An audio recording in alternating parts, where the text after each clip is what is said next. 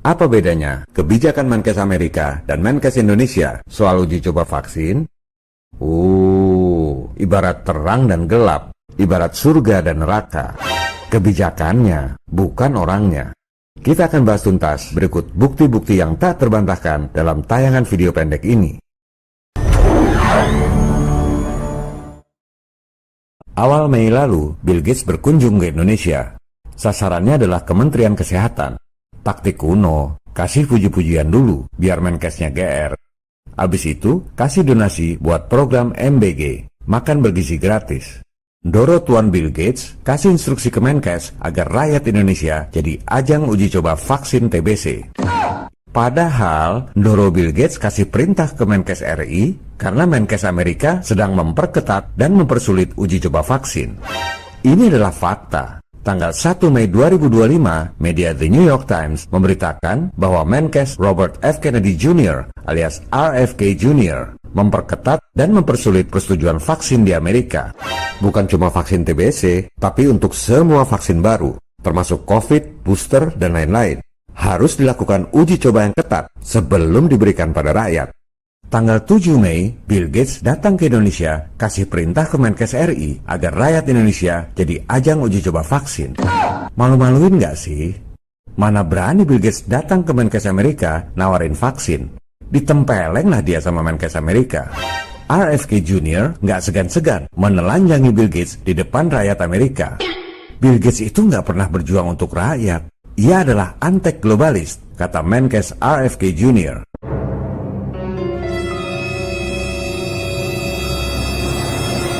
Halo, para pejabat di Indonesia, para dosen, para awak media. Wake up, janganlah bermental seperti orang jajahan. Dikit-dikit silo sama orang kaya. Bill Gates itu oleh Menkes Amerika dianggap musuh rakyat, membawa kepentingan globalis yang bertentangan dengan kepentingan rakyat Amerika. Masa di sini pada jilat sepatu antek globalis? Bill Gates nggak peduli sama rakyat Amerika, apalagi sama rakyat Indonesia. Di Amerika nggak laku itu Bill Gates, antek globalis, SPG Illuminati urusan vaksin.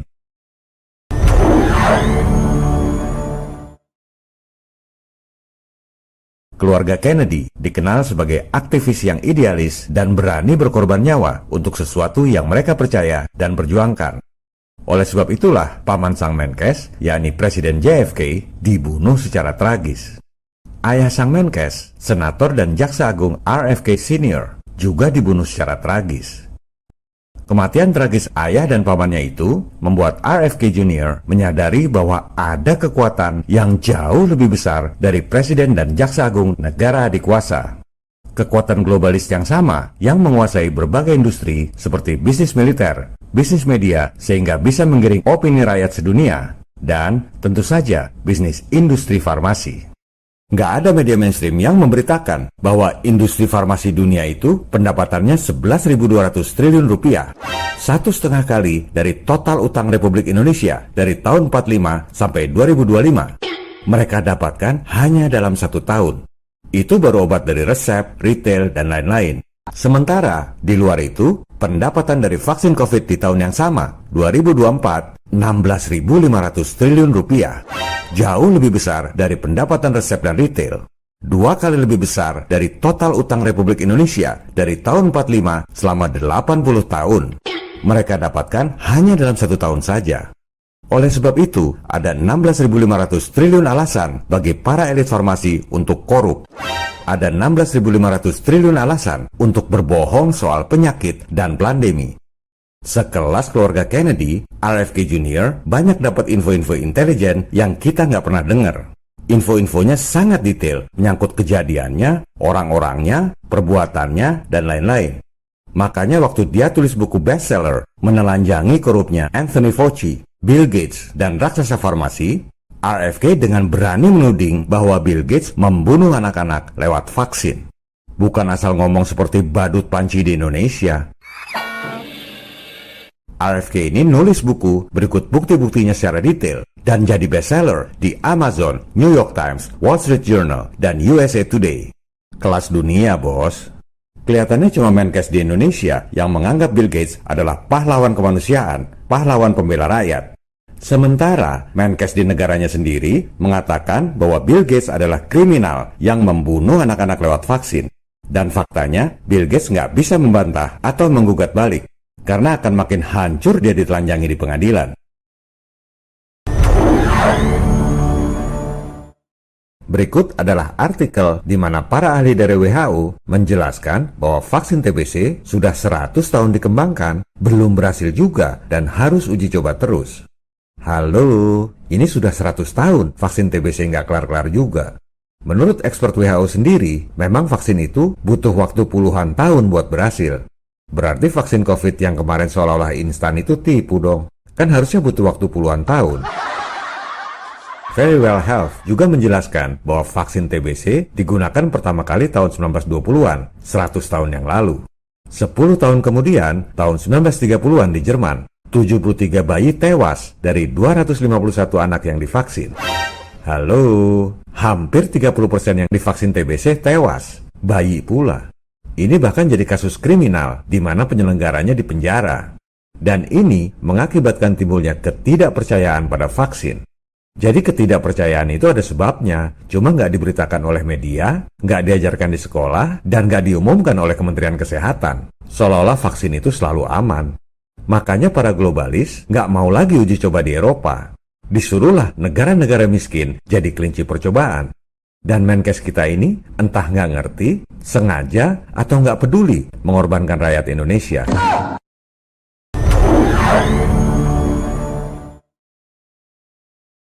COVID berhenti kenapa?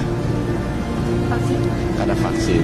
Jadi buat teman-teman ya, semua penyakit menular yang pernah menyerang kita secara drastis seperti cacar, COVID itu bisa berhenti karena ada vaksin. Bener nggak omongan Menkes bahwa COVID berhenti karena vaksin? Padahal WHO sendiri bilang vaksin tak akan menghentikan pandemi. Lebih parah lagi, The National Library of Medicine mengatakan vaksin bahkan tak bisa memperlambat evolusi virus SARS-CoV-2. Berarti omongan bahwa pandemi berhenti karena vaksin ngawur dong. Bertentangan dengan omongan bos-bos kesehatannya sendiri. Ini baru pemanasan, sekalian kita bongkar. Silakan Anda buka data COVID di WHO, kitab sucinya para ahli kesehatan. Indonesia katanya 75% penduduknya divaksin, yang tercatat di sertifikat. Soal divaksin benar apa enggak ya kita nggak tahu. Kemudian kita ambil yang paling rendah tingkat vaksinasinya, Papua Nugini dan Yaman. Masing-masing cuma 4% penduduk yang divaksin. Itu sudah yang paling rendah. Kita catat ya, menurut WHO, Indonesia 75% penduduk divaksin, Papua Nugini dan Yaman masing-masing cuma 4% penduduk. Anda bandingkan dengan data dari Worldometer yang mengutip dari PBB Geoskim. Indonesia yang 75% penduduknya katanya divaksin, tingkat kematian COVID-nya 581 orang per 1 juta penduduk. Sementara Papua Nugini dan Yaman yang masing-masing cuma 4% penduduknya divaksin, tingkat kematian COVID-nya masing-masing 72 dan 69 orang per 1 juta penduduk. Terus, buat apa divaksin? Buat memperkaya industri farmasi doang kan jadinya? Faktanya, yang nggak divaksin, tingkat kematian COVID-nya lebih rendah. Tingkat kematian COVID di Indonesia 8 kali lebih banyak atau 800% dari tingkat kematian COVID di negara-negara yang hampir tidak divaksin. Berarti, statement Menkes bahwa COVID berhenti karena vaksin double skakmat dong ngawurnya. Tidak sesuai fakta dan data. Dan saya belum selesai main catur. Silakan Anda buka data dari The World Bank Group. Death rate crude per 1000 penduduk. Crude itu artinya mentah. Data asli tanpa dibedakan umur, gender, penyebab kematian, dan lain-lain. Semua jadi satu. Anda lihat, di masa puncak COVID tahun 2021, tingkat kematian dunia 8,7 orang per 1000 penduduk. Kalau kita tarik ke belakang, sama aja dengan tingkat kematian tahun 1998, 8,7 orang per 1000 penduduk. Nggak ada drama kematian di tahun 1998.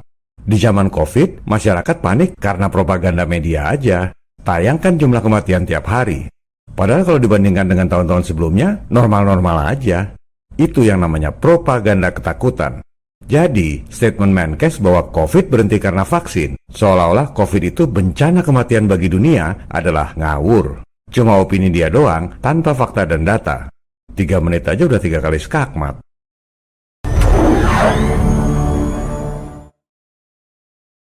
Ingat ya Pak, sekali lagi, Bapak akan berhadapan dengan Sang Pencipta yang menciptakan saya, rakyat Indonesia, dan Bapak sendiri. Jangan khianati itu. Dan saya siap untuk berdiskusi terbuka dengan Bapak Budi Gunadi. Hanya ada satu sikap terhadap program Menkes ini, tolak uji coba vaksin TBC. Apa pantasnya Menkes memasukkan Indonesia sebagai negara-negara miskin penerima uji coba vaksin bersama Afrika Selatan, Kenya, Zambia, dan Malawi, supaya hasilnya nanti bisa digunakan oleh negara-negara kaya dan maju. Ini adalah kebodohan yang luar biasa. Negara-negara tetangga kita, Singapura, Malaysia, Thailand, Filipina, bahkan Papua Nugini, gak ada yang sebodoh itu. Buat apa? Supaya dapat pujian dari majikannya, Bill Gates, yang oleh Menkes Amerika dianggap membunuh anak-anak lewat vaksin dan harus diselidiki tindak kriminalnya terkait COVID. Sebarkan video ini pada pemerintah, DPR, awak media, dan saudara-saudara kita tercinta untuk membangkitkan kesadaran serta mencerdaskan kehidupan bangsa.